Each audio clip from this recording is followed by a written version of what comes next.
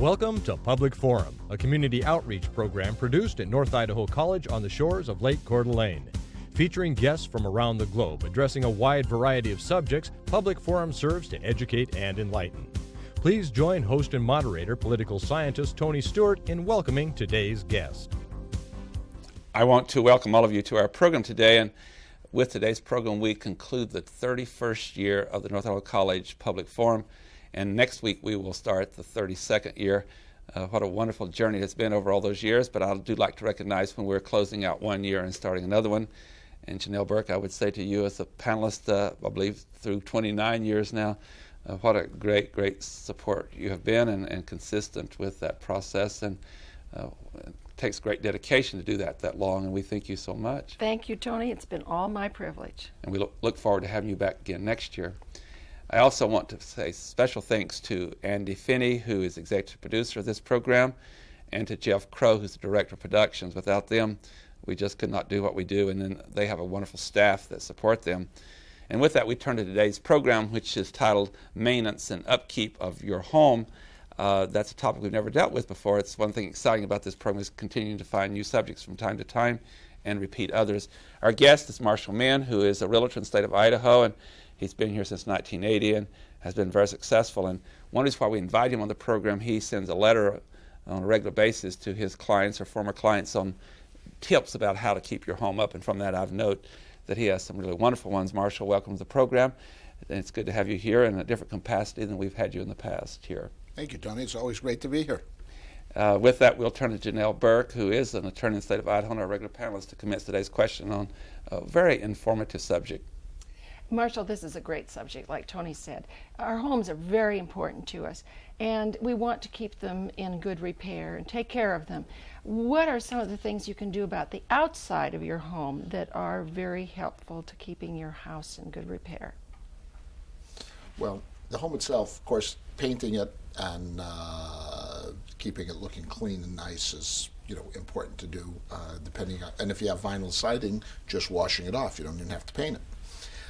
Landscaping would be real important as far as having your landscaping looking nice, taking care of your landscaping, taking care of your lawn, looking good. And the better your house looks, the more your house is worth. And it's that outside appeal. And even if you don't plan to sell it, it's just great to have an outside that looks really good. Called pride of ownership. What about sprinkler systems? Sprinkler systems, I think, are real important. It makes watering the lawn a whole lot easier. It's not usually a job, especially if they're automatic sprinkler systems.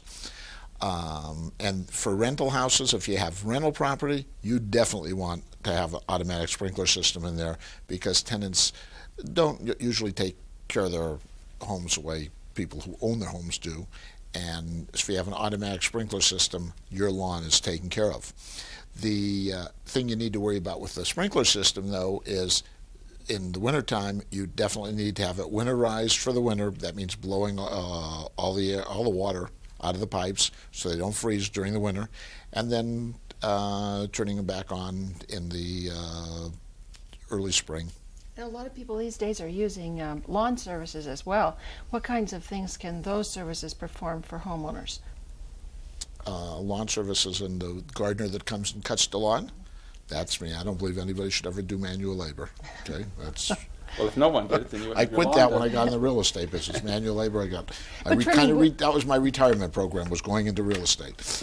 And trimming bushes is very important too. Absolutely. Trimming bushes, mowing yards, making sure that they're consistently taken care of. They have the weekly services. The weekly services usually do just your lawn and kind of maintenance around the lawn and cutting your lawn. And then you have the people that will come maybe once a year, once every couple of years, to trim down your bushes, trim down your trees, shape your trees, depending on what you want.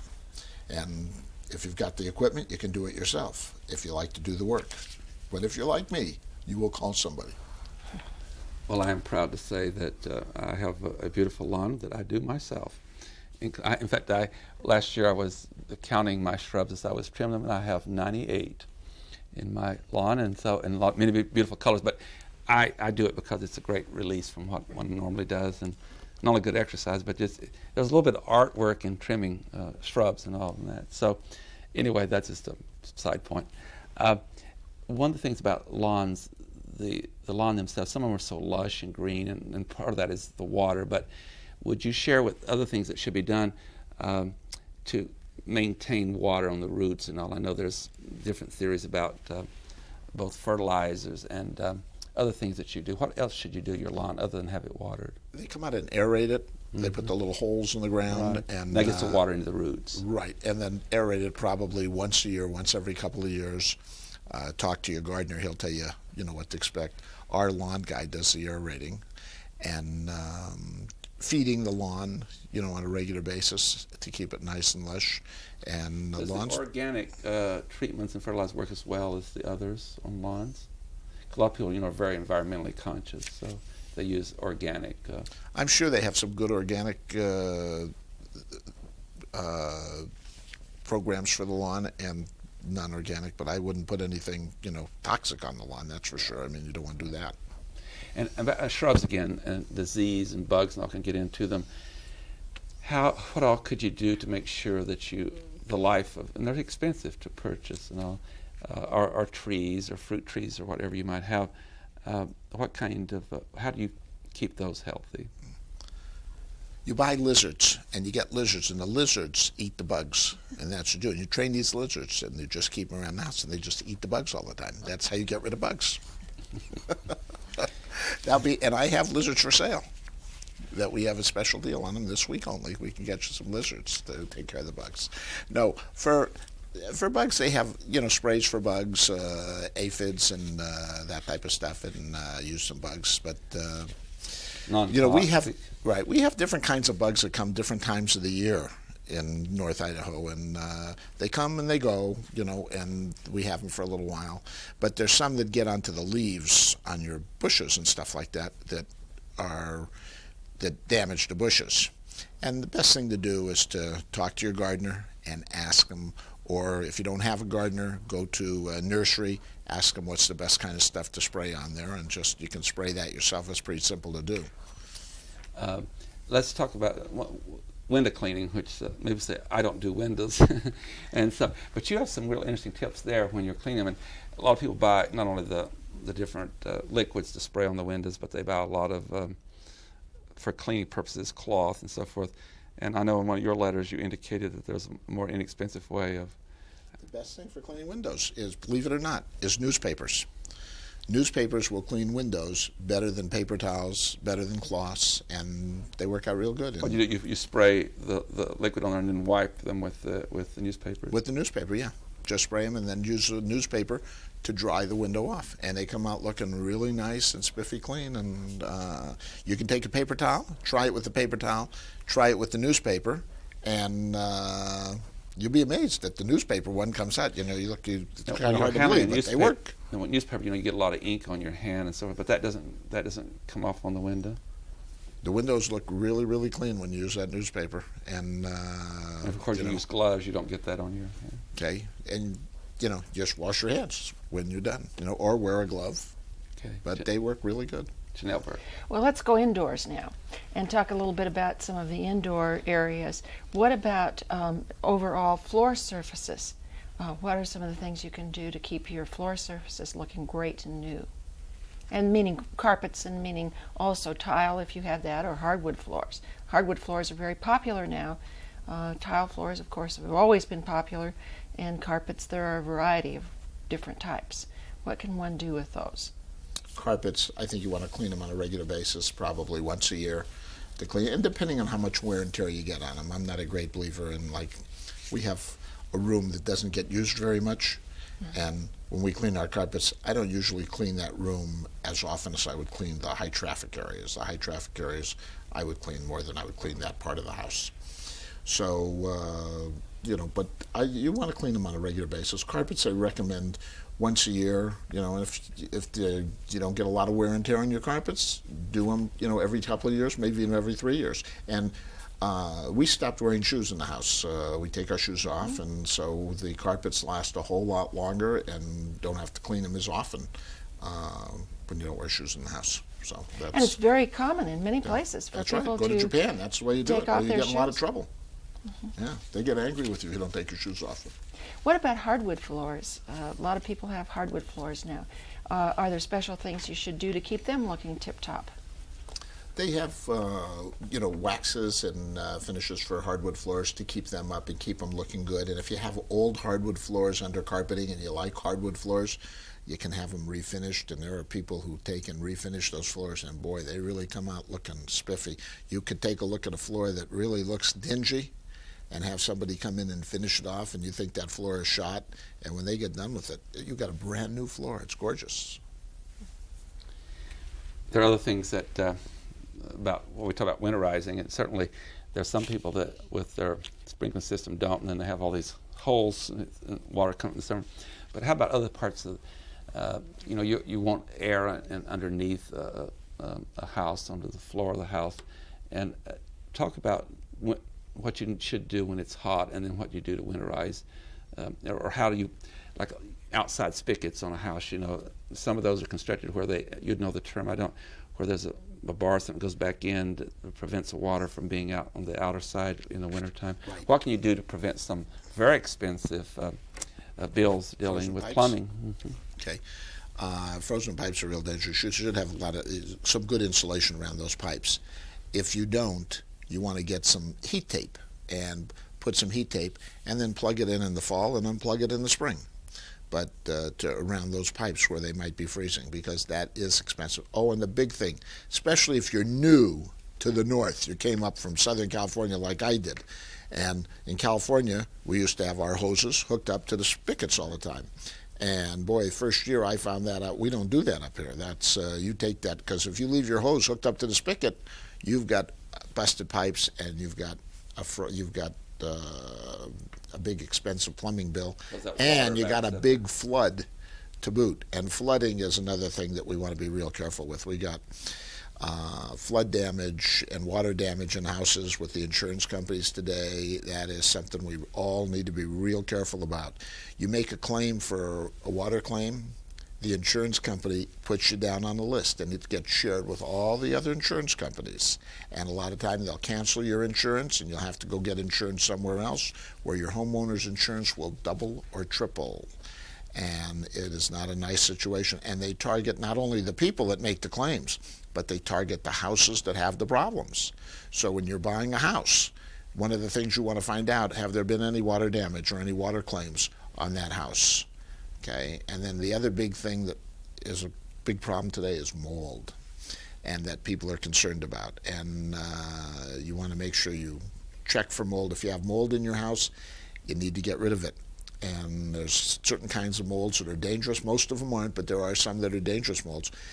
But the best thing to do to get rid of mold will grow where there's moisture and heat.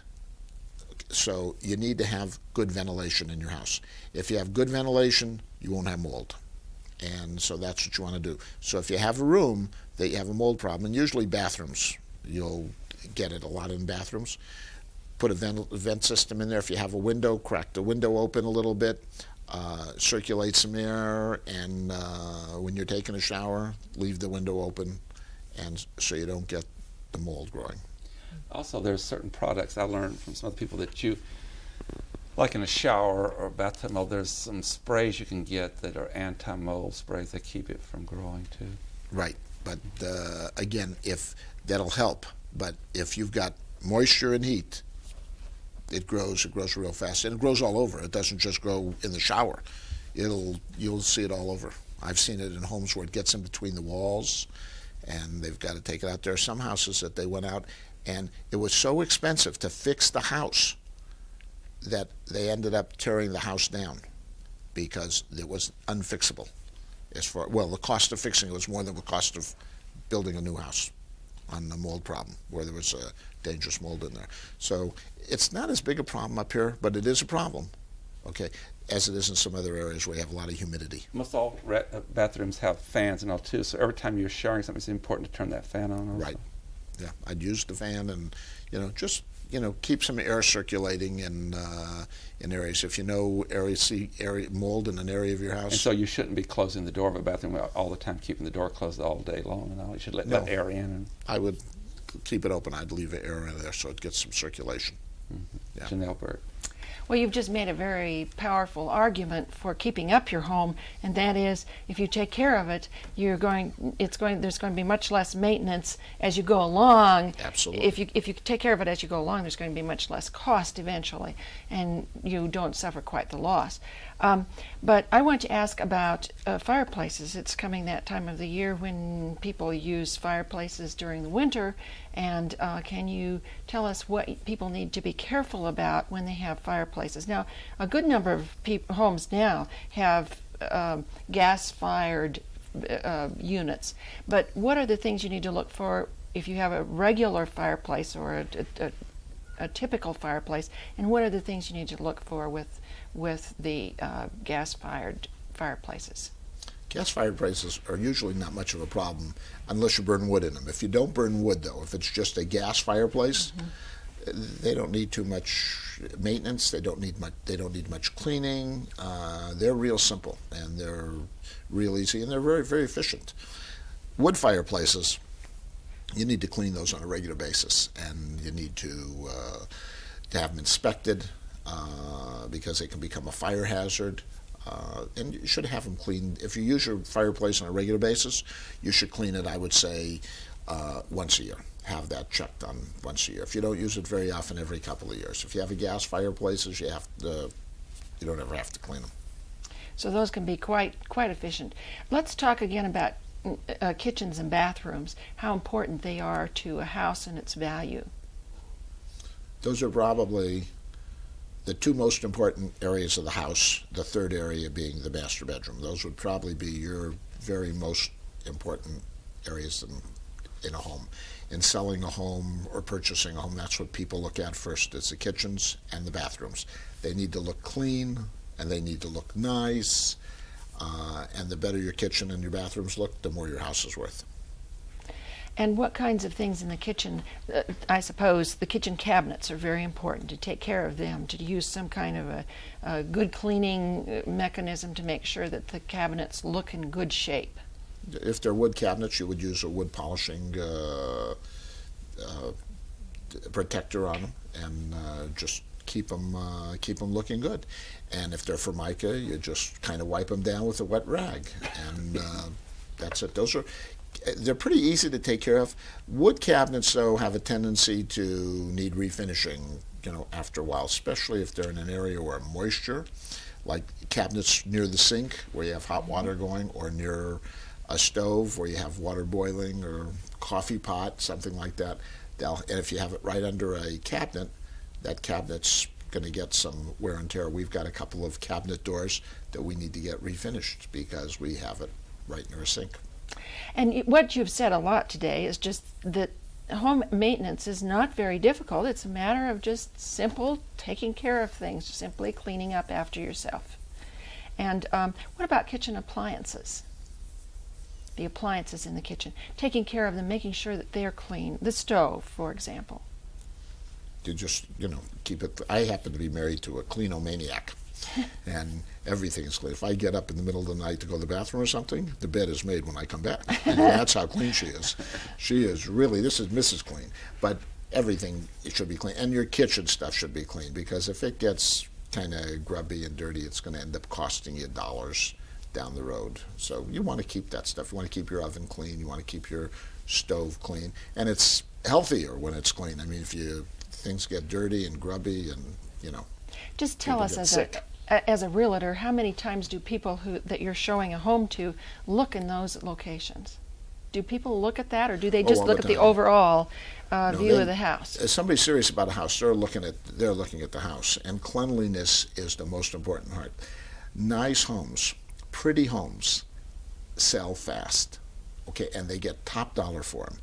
Dirty homes that are messy, people buy them, but when they buy them for a lot less money. They go in there and clean them up, and then they make extra profit.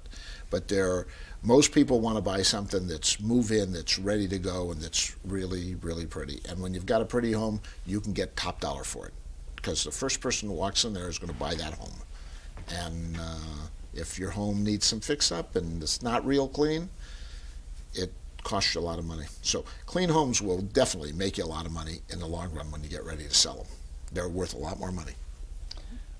roofs are important on homes too, and they have a certain life span, and then you have to replace them. You don't want leaks. That has tremendous problems for the whole home.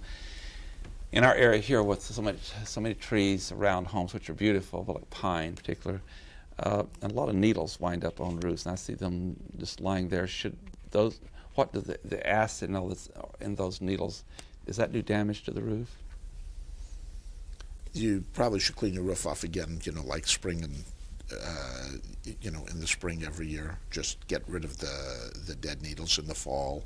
You have the falling of the leaves, you're going to have your pine needles around. I kind of like them on the ground. My wife doesn't like them on the ground. So she says, we need to get rid of the pine needles. I says, they really look nice. It looks kind of like the forest, like living in the forest. So we kind of have little discussions about that. But on the roof, they're not good for the roof. And they're not good for your rain gutters. You want to keep the rain gutters nice and clear, and so those things, because if you get pine needles in there, they stop up your rain gutters. You get water in the rain gutters, it doesn't go down. The rain gutters freeze with water in them, and you're going to have to get new rain gutters. So you want to keep those things clean. Fall and spring, you should be cleaning them out. Also, I've heard that the needles on lawns are not good for that too, because that puts too much acid on your lawn. So removing those. I believe you're right. I don't think it's good for the lawn. Mm-hmm. It's good for the driveway, where the driveway is covered in cement. I see. Aesthetically, we might have a discussion about that. Janelle Berg. Marshall, I want to turn to paint and talk a little bit about paint and different kinds of paint. Are there some paints that are better than others? Some and should people be careful about what color they paint things? Of course, depending on whether you want to sell or not. Depending what you're doing. If you're selling your house, neutral color, off-white is the best to have. For rental houses, off-white, it goes with everything. It's not going to offend anybody.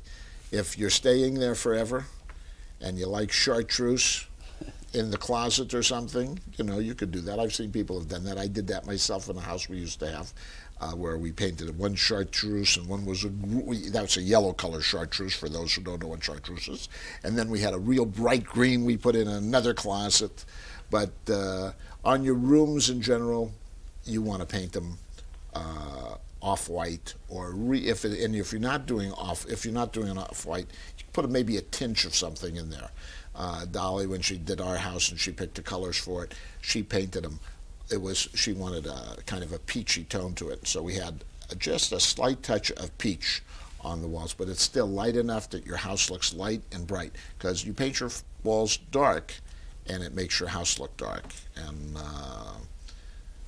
we had some people, remember one time they painted a rental house that we had, and they painted it kind of a little olivey green tone to it, and it made the house look just dark and dirty. It was awful. So paint is very important. The color of paint is very important. Right. What about the type of paint? Do people generally now use a latex, and should it be? There are different kinds of paint. There's non-gloss and there's gloss and so forth. What are some of the things that kitchens homeowners and should? bathrooms, you want to probably use your glossy because they're easy to keep clean and wipe off. And the rest of the house you probably want to use the non-gloss. There's no more lead paint. Lead paint has gone bye-bye. Mm-hmm. And if you have an old house, you might want to make sure you don't have some lead paint in your house. Whenever we sell a house, and if it's before 1978, we have a lead paint disclaimer that goes with that house that people have to sign if they know they have lead paint in the house. And it's anything that was built before 1978. The chances, if it was built in the 70s, you might have some lead paint, but very doubtful. Okay, but if your house was built in the 40s, the 50s, the 20s, the 30s, there is definitely somewhere in that house there is lead paint. It may be 10 or 20 layers of paint down, but on that wall somewhere is probably lead paint. And the problem with lead paint is babies will chip the paint off and they'll eat it. Yeah, and what it does. And when we grew up, Tony, there was lead paint. And when you were a baby and I was a baby, we ate that paint off the walls. We pulled it off the wall and we stuck it in our mouth, and it caused us to lose our hair.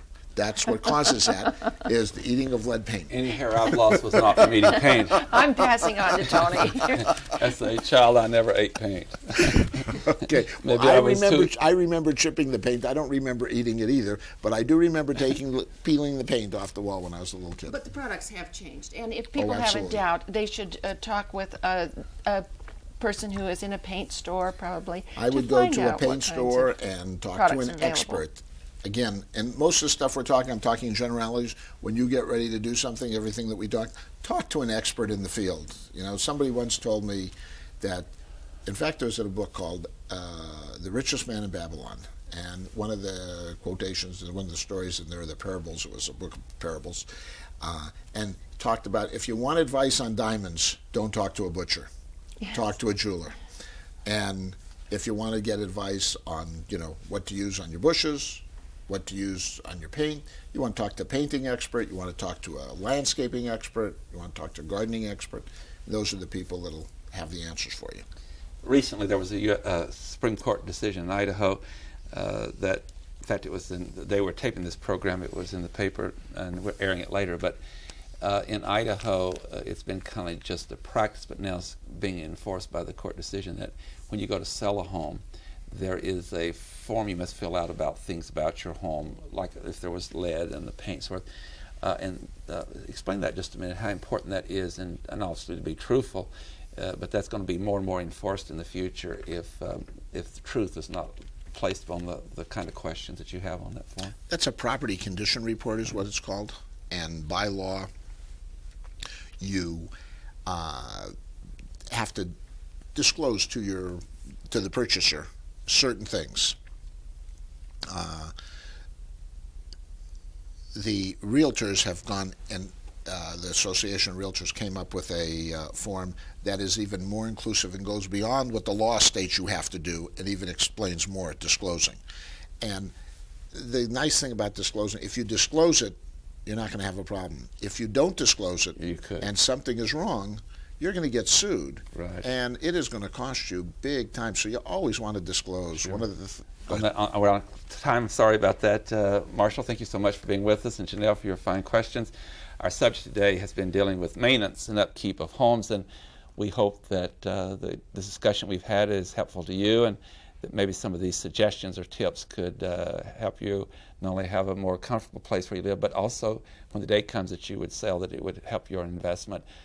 Please join us again next week at the same time. We'll discuss yet another issue. Until then, please have a good week. I am Tony Stewart.